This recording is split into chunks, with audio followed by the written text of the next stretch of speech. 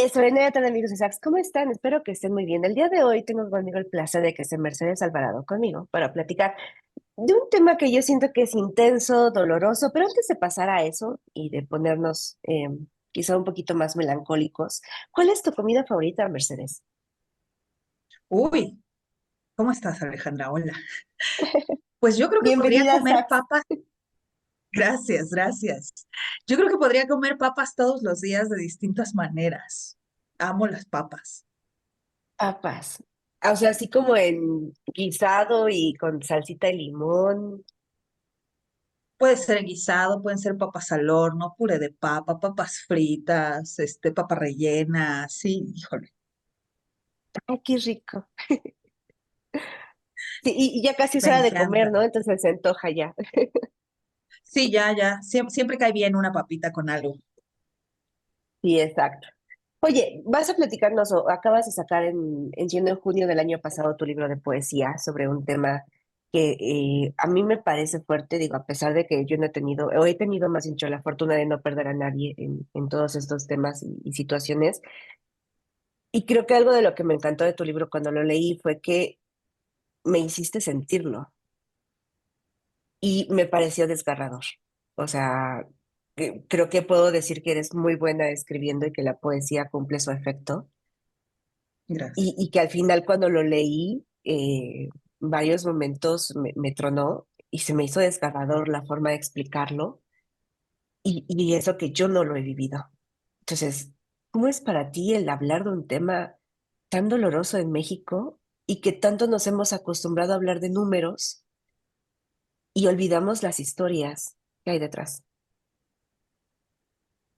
Justo va por ahí, Alejandra. Mira, la poesía tiene esta particularidad de que como no está obligada a ser productiva en términos económicos, Sí. pues se aboca esencialmente a lo que sentimos, ¿no? A lo que está más allá. Cierto que cuando hablamos de desapariciones en México, pues hay muchas cifras, pero la cifra no nos dice nunca cómo se siente, ¿no? Porque pues mi amigo, mi papá, mi hermana no es un número, es una persona Sí. que falta en una casa.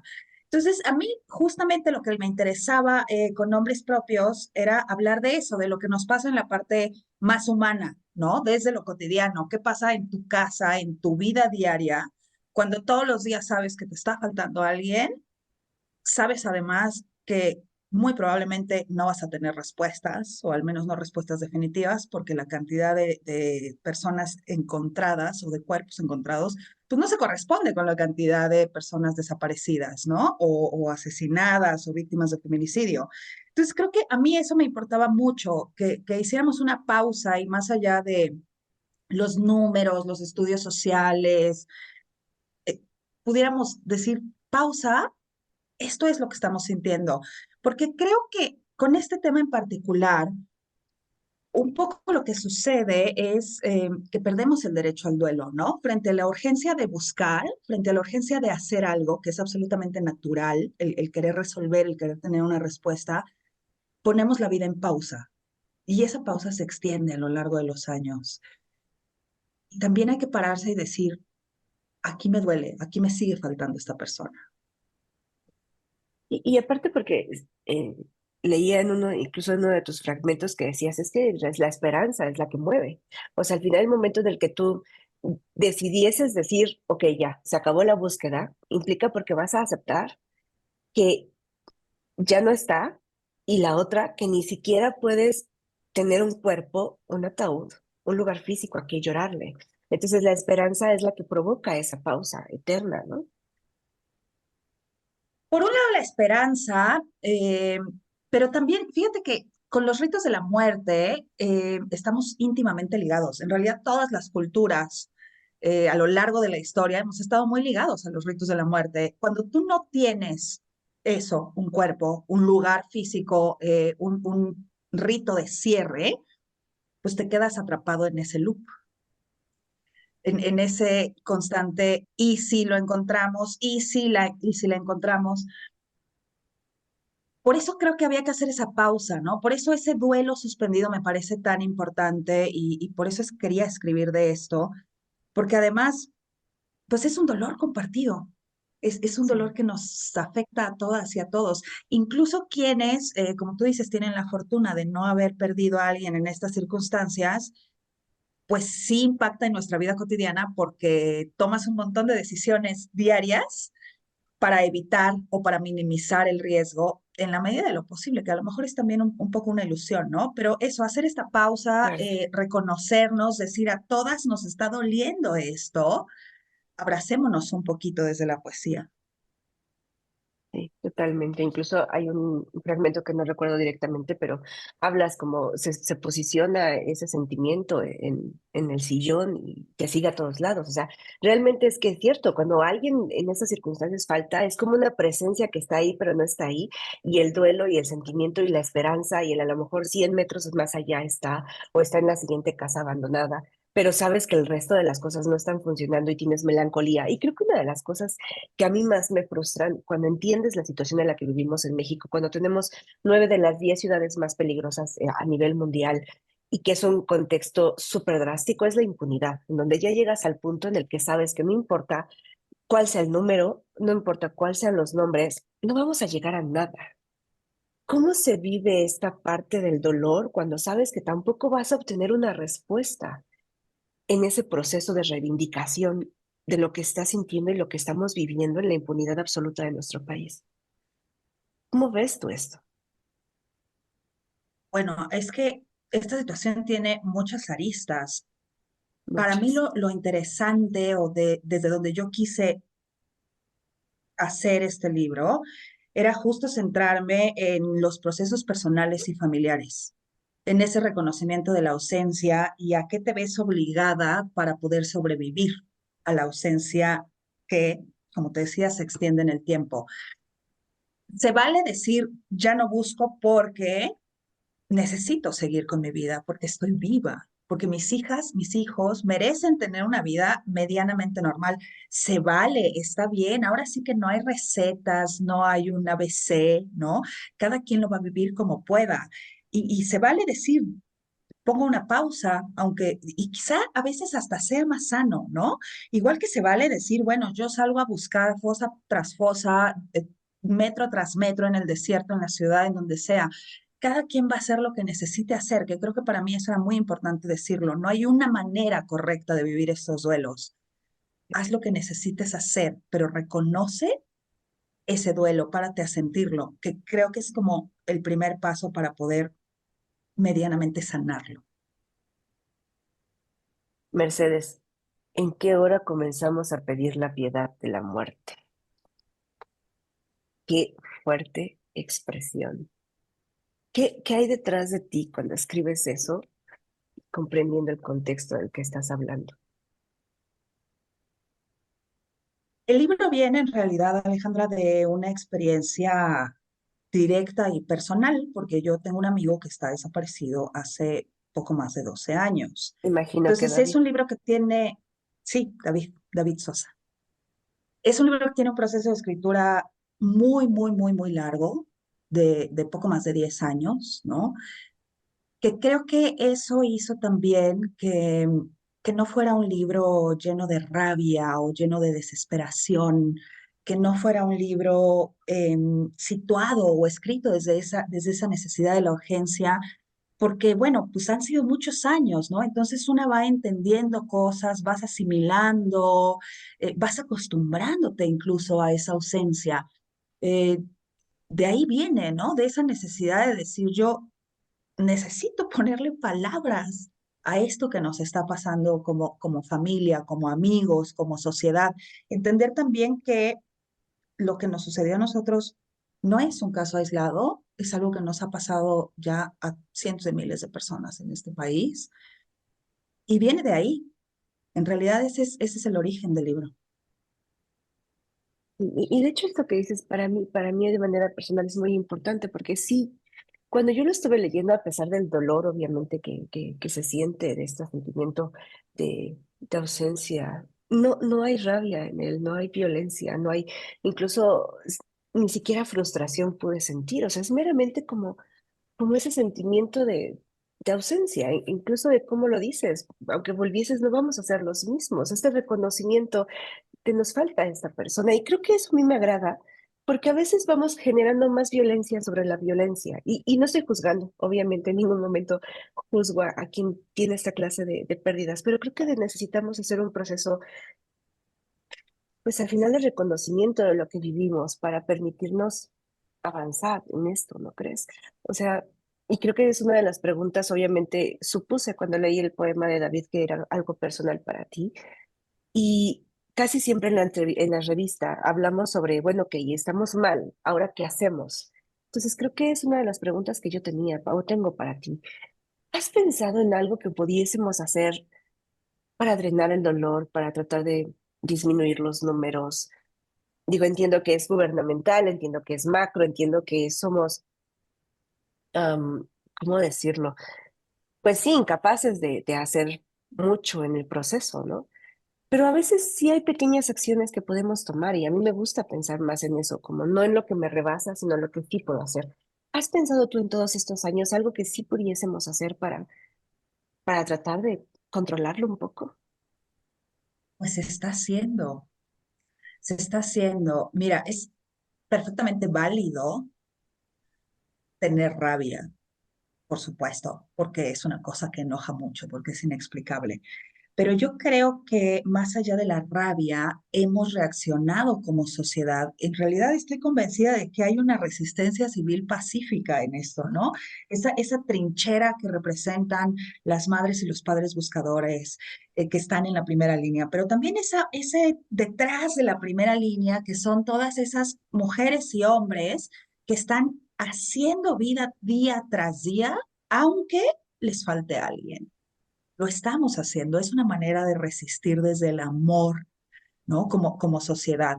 Hay quien dice, bueno, yo tengo capacidades de investigación y se pone a investigar, ¿no? He ahí todas las asociaciones civiles que han desarrollado protocolos de búsqueda, las personas que se han vuelto expertas en encontrar, que es una cosa que nadie tendría que aprender, ¿no? Cómo Sí, identificar un hueso en el desierto, eso no tendríamos que saberlo. Pero todas esas cosas en el día a día conforman una resistencia. Que tú le lleves un café a tu amiga, a tu amigo que está pasando por una pérdida por desaparición, constituye un acto de resistencia.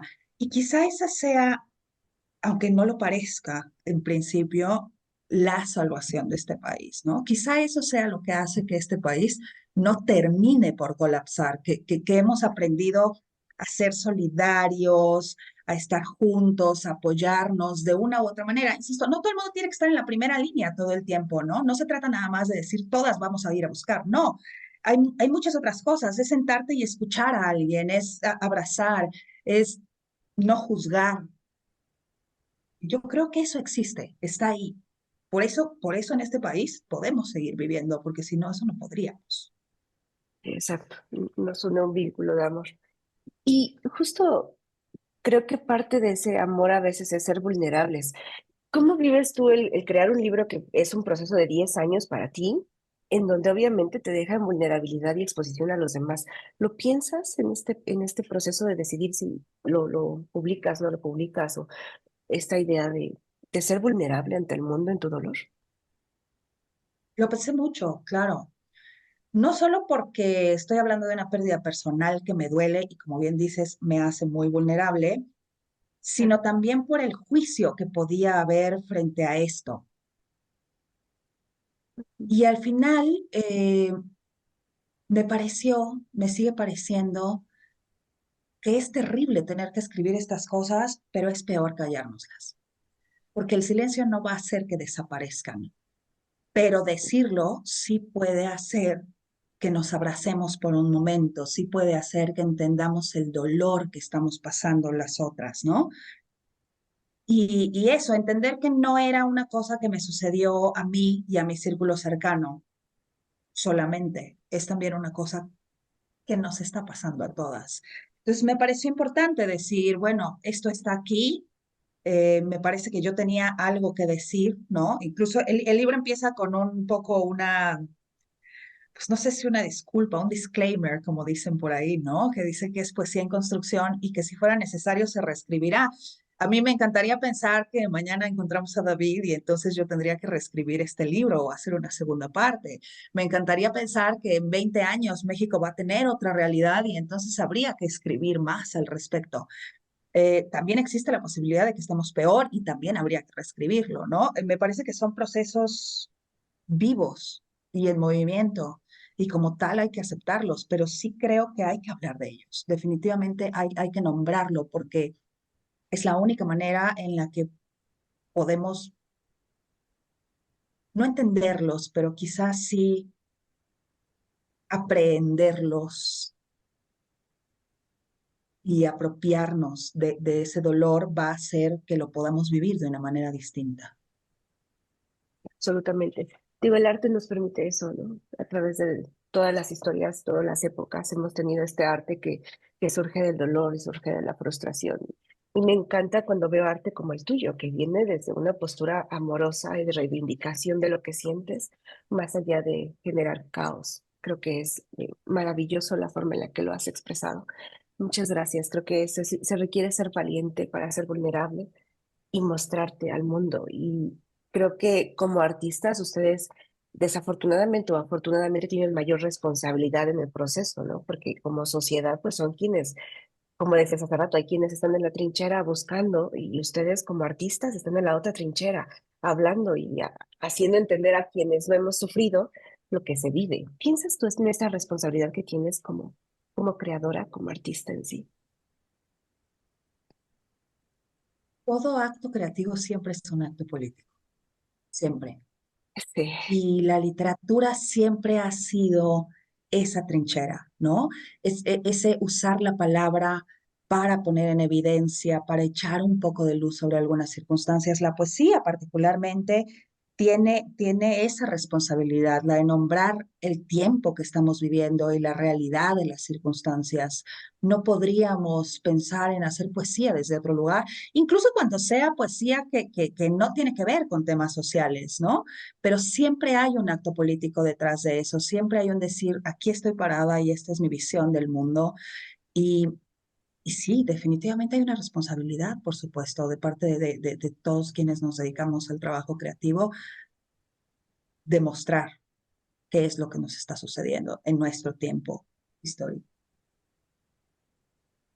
Me encanta. Siempre les pregunto, porque creo que la creatividad es muy importante, así seas contador o poeta. Y siempre les pregunto, bueno, en tu día a día, ¿cómo alimentas la creatividad? ¿Tienes a la musa encerrada? ¿Le invitas papitas todos los días para comer? ¿Qué haces tú para mantener viva la creatividad? Yo creo que no hay algo así como la inspiración. Creo que más bien Ok. existe la revelación. Creo que una va pensando, observando, hay que tener los ojos y los oídos y las manos como bien dispuestas a lo que tenemos alrededor y una observa, siente, toca, escucha, tienes un proceso mental, estás pensando a lo largo del tiempo en muchas cosas, sientes muchas cosas y eventualmente llega un momento de revelación en el que eres capaz de decir, ah, mira, esto funciona así, esta es la imagen que necesito para ir del punto A al punto B para mostrar esta cosa que es mucho más profunda. Generalmente son imágenes que tienen que ver con lo cotidiano, al menos en mi trabajo, ¿no? Porque en eso cotidiano es en donde vemos la grandeza de la vida. Es, y es muy interesante cómo se desarrolla eso. En las acciones que parecen más pequeñas es cuando encontramos lo más revelador de la vida, lo más profundo. Entonces yo creo que es eso, que hay un proceso que a veces es más largo, a veces es más corto, que en mi caso casi siempre se detona a partir de imágenes concretas, pero también creo que hay que, eso, estar dispuesta, ¿no? Con todo el cuerpo y todo lo de dentro para vivir la realidad. Y además, pues es que hay que leer, hay que ver, hay que ir a exposiciones, hay que alimentarse, ¿no? De escuchar a los colegas y las colegas, sentir qué es lo que se está diciendo en otros lugares. Y pues por ahí una va encontrando el hilo, ¿no? Ujú. Me encanta. Me encanta. Y sobre todo esa parte que dices, ¿no? Que a veces en las cosas más pequeñas y que pasamos por alto es la que termina creando magia.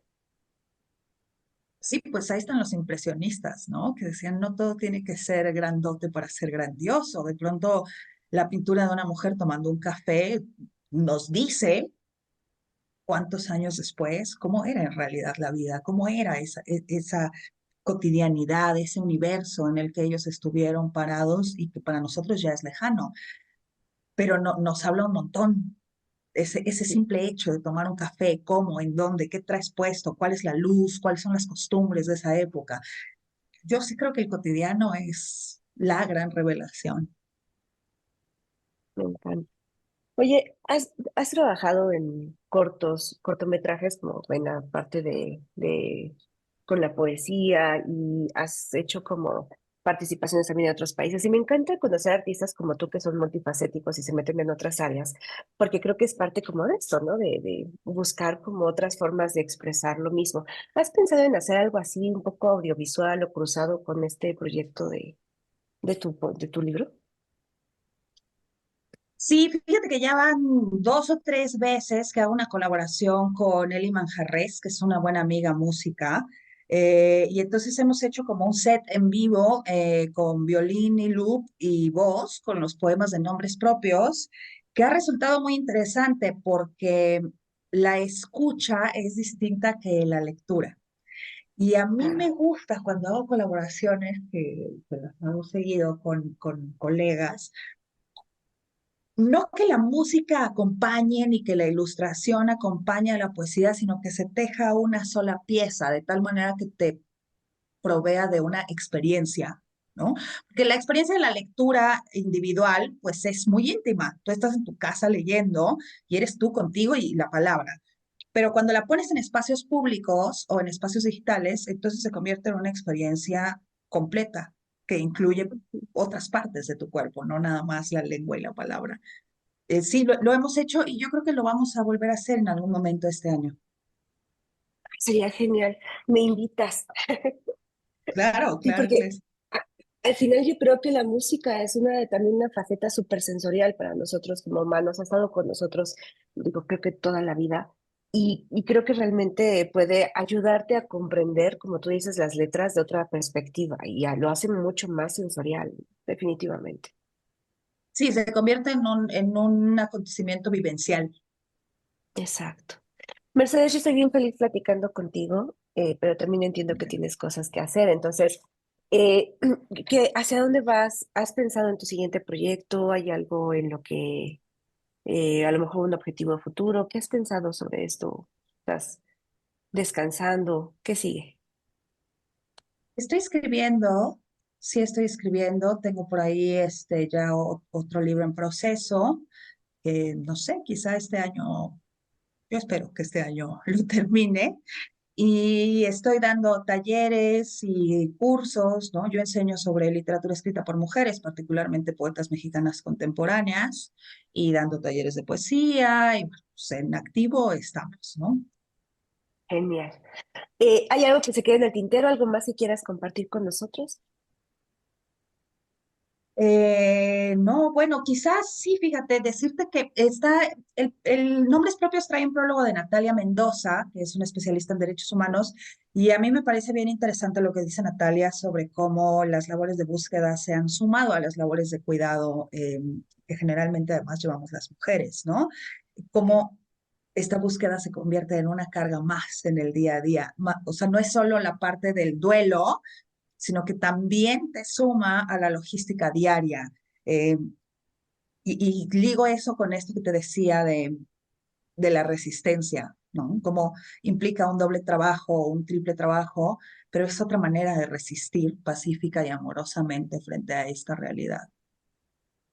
Y el costo que eso tiene, yo creo que a veces también lo vemos, porque volvemos a lo mismo, ok, una persona desaparece, pero la madre que tiene que salir a buscarle también sacrifica tiempo de calidad y que de por sí hoy en día cuando los padres tienen que salir, trabajar, hacer, deshacer, pueden dedicar poco tiempo al núcleo. Y si ahora, como tú dices, le exigimos una responsabilidad en dolor que tiene que salir a buscar a un hijo perdido, entonces ahora le quitamos todavía más al núcleo.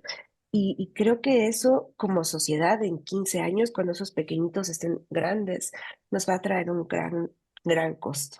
Entonces creo que desafortunadamente la cantidad de gente y las consecuencias de lo que estamos viviendo hoy estamos todavía cortos para entenderlo y para entender el costo que esto va a tener en nuestro futuro como país. Por eso yo creo que escritos como el tuyo, y lo recomiendo fervientemente, me encantó. Escritos como el tuyo que desde una perspectiva de amor y resistencia nos hablan de lo que realmente se está viviendo en el otro extremo, es indispensable entenderlo.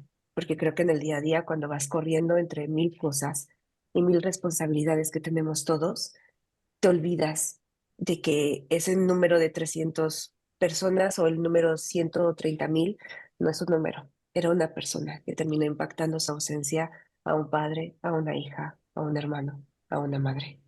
Y que esa persona no es esa persona, sino es un núcleo de 7, de 8 más, cuando menos, ¿no? Por lo menos, Entonces, sí, sí, cuando menos. Te agradezco profundamente el tiempo que hayas estado conmigo el día de hoy y agradezco la sinceridad muchas también de tus gracias. letras.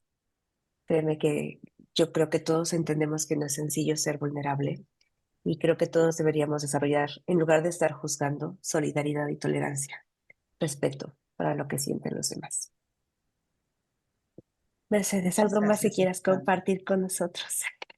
No, muchas gracias. Has hecho una lectura súper amorosa y profunda del libro. Te lo agradezco infinitamente, de verdad. Gracias. No, gracias a ti por crearlo. Créeme que, como dije al inicio, me siento afortunada de no haber perdido a alguien en estas condiciones y quizá gente como yo sería la que debería empezar a leerlo para comprender lo que está pasando del otro lado. Creo que a veces cuando eres ignorante de una situación, lo vemos más sencillo, ¿no? Sí, no importa, pero no es así. Muchas gracias, Mercedes. Pues bueno, No, ya saben, gracias a ti. amigos de Saks, ¿dónde podemos conseguir el libro, Mercedes? Está en librerías, está en las grandes, está en las independientes, está también en esa página que te lleva todo a tu casa. Está editado por Elefanta Editorial y lo encuentran así como nombres propios. Perfecto. Pues ya saben, en verdad que lo recomiendo, no se lo pierdan. Mercedes, muchísimas gracias por estar conmigo el día de hoy. Te mando un fuerte abrazo y vamos a estar pendientes de cuando hagan el evento con música, porque créeme que yo creo que a muchos de nosotros nos va a encantar y me encantará acompañarlas y hacerle publicidad al evento para, pues, para Muchísimas gracias. estar por ahí un ratito. Muchas gracias a ti por tu tiempo.